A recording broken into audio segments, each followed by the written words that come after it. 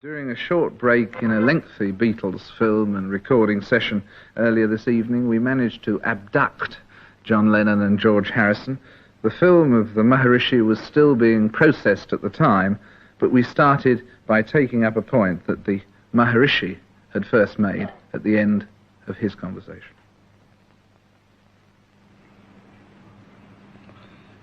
The two things that the Maharishi said this morning were the results for people who meditated and followed this system of meditation. The two things he claimed for it were serenity and energy. Have you found that? I've got more energy. Yeah, well, I mean, I've got the same energy, but I know how to tap it, that's all. How do you mean exactly?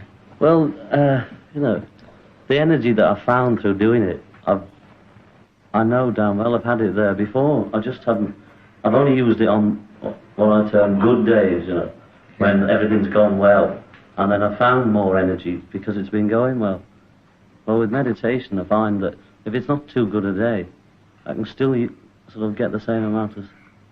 And can you link the two in any way? I mean, is it true of any day of meditation is equally good? I mean, yeah. Well, the worst days I have on meditation are better than the worst days I had before without it. Do you find that, George?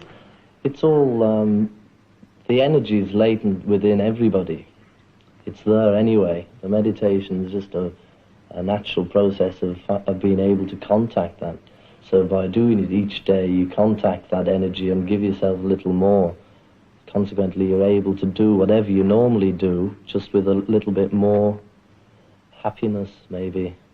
Yes. How do you come to reach this stage of meditation? The Maharishi this morning was very clear about how that he gave to everyone, or his teachers gave to everyone, a specific sound, and that each person had a sound that was tried to be in rhythm with the person and the personality. Each person's the individual life sort of pulsates in a certain rhythm. So they give you a word or a sound known as a mantra which pulsates with that rhythm.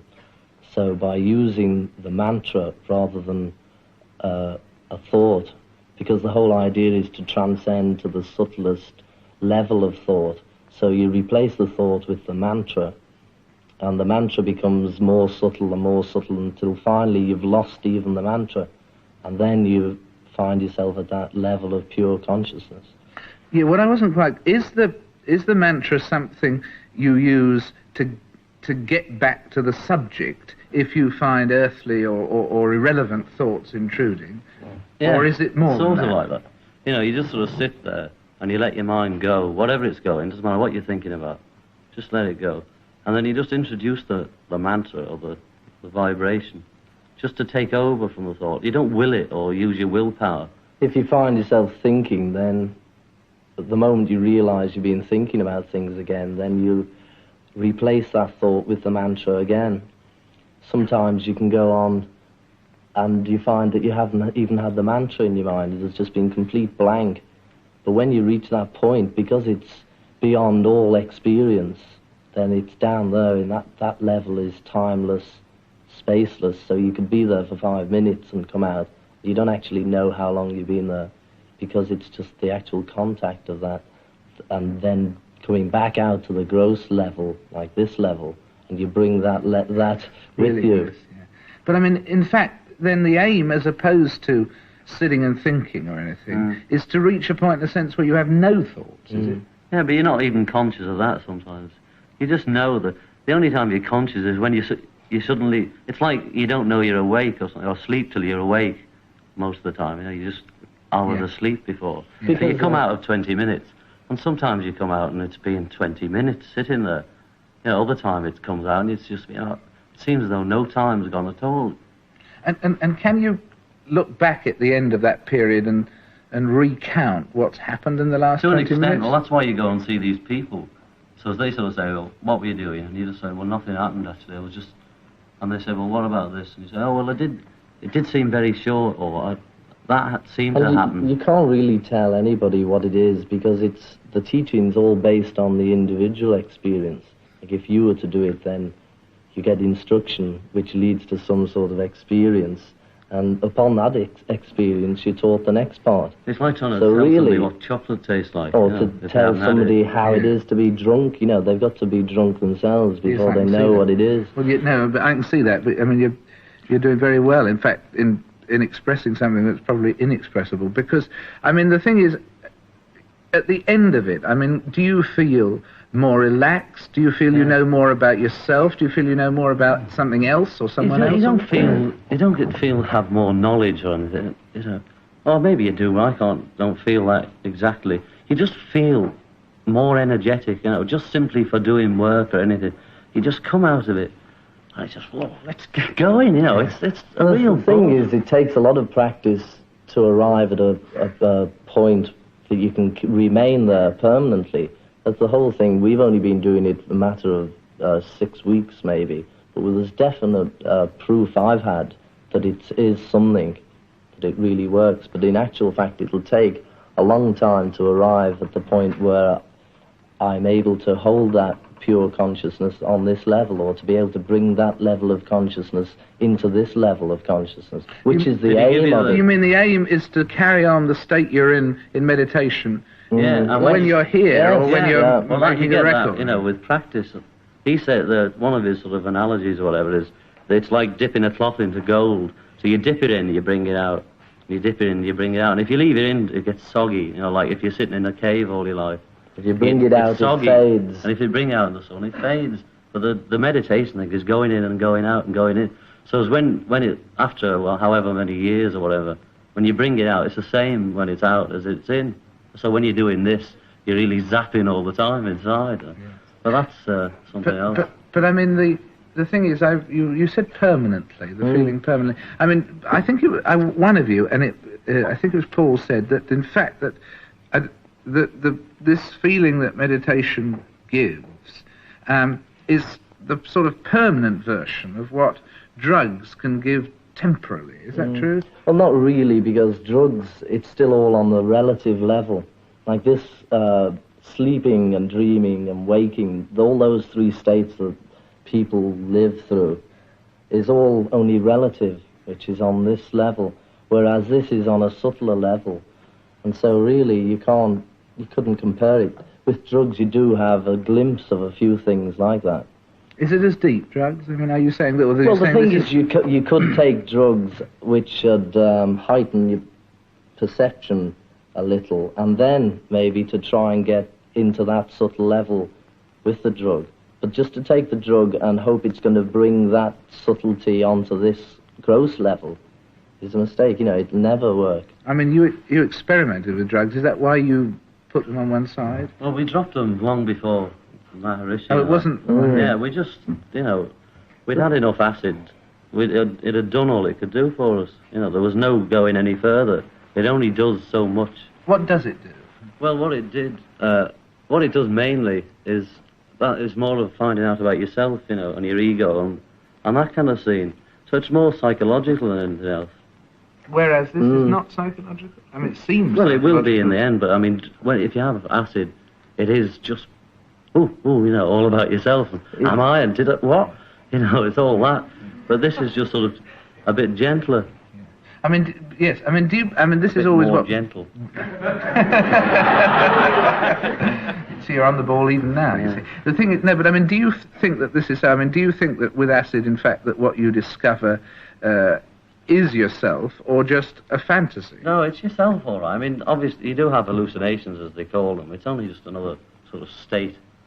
But it is about yourself, you know. You don't find out... I mean, you can find out about other people, but they're only mirrors of yourself anyway. But you find out about yourself, you know, instead of taking 100 years, or maybe you never find out. People can look at themselves objectively, you know, instead of thinking that you're the big cheese, like people or even tend you're not to the do. Big cheese, whatever you yeah, think. or whatever you think, you can see yourself from a different point of view. So consequently, it shows you a bit more truth than you've seen. Oh, and of course, truth depends on the person seeing it, but for me... Sorry. The thing is, you see certain things that have been there all the time, and yet you've lived with such a narrow concept of just general things, just like the trees or the grass or anything. But I mean, presumably when you gave up those experiments with drugs, it wasn't because you felt you knew everything about yourselves, but because of the disadvantages of the thing as well, wasn't it? Because the thing is that your true self isn't on this level again, it's on a subtler level. So whatever the true self is, the way to approach it is through that meditation or some form of yoga. We're not saying that this meditation is the only answer. It's obviously not. Yoga incorporates lots of different techniques, but the whole point is that each soul is potentially divine, and yoga is a technique of manifesting that. To arrive at that point that is divine. And you've had 6 weeks of this, and it's already had a tremendous impact on you. Do you find that this sort of tremendous concern with meditation and one's own self and so on is now starting to impose not necessarily rules, but a difference to your conduct of the rest of the day? I mean, towards other people or anything? Or rules of any kind? No. It doesn't, you see, it's just something you add. If you hadn't been cleaning your teeth all your life, it's just suddenly somebody says, it's a good idea if you clean them, so you try it and it seems quite good. You just add it to your routine, you know, so you're just the same, just with the little difference of doing it. You know, it's just when you add to your religion, you don't have to change your religion or anything. You know, whatever you are, you carry on. But this is something that is a plus. And you find your teeth are suddenly shining. 48% fewer cavities, they would say in America. Yeah.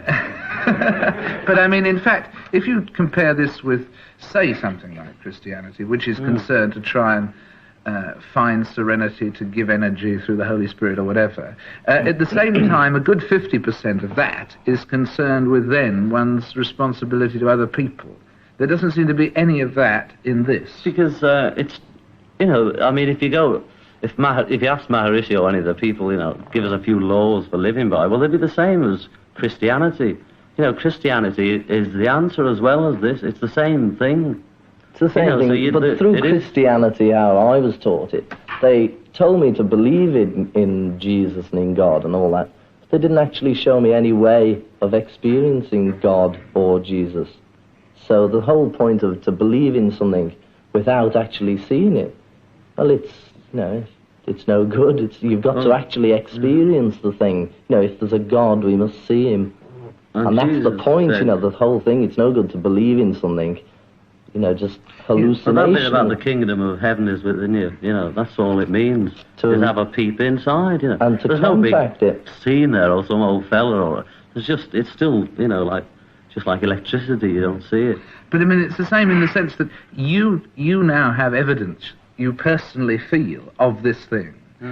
Equally, Christians feel they have experience of that thing, but in both cases it's impossible to prove it to anybody else, isn't it? Yeah, but having been, and still am really a Christian, and done this, I know the difference between being 15 and just saying, you know, it's very nice and all that. And had I been taught meditation at 15, now I would be pretty groovy. Yes, but I mean, the word, for instance, the word God, I mean, does it mean something different to you now than it did before Maharishi? It means all sorts of things to me. It means, I mean, the first concept of a man in the sky, well, I kicked that one a few years ago, but I've got back to that now because it's a man in the sky as well, if you like. It's just everything.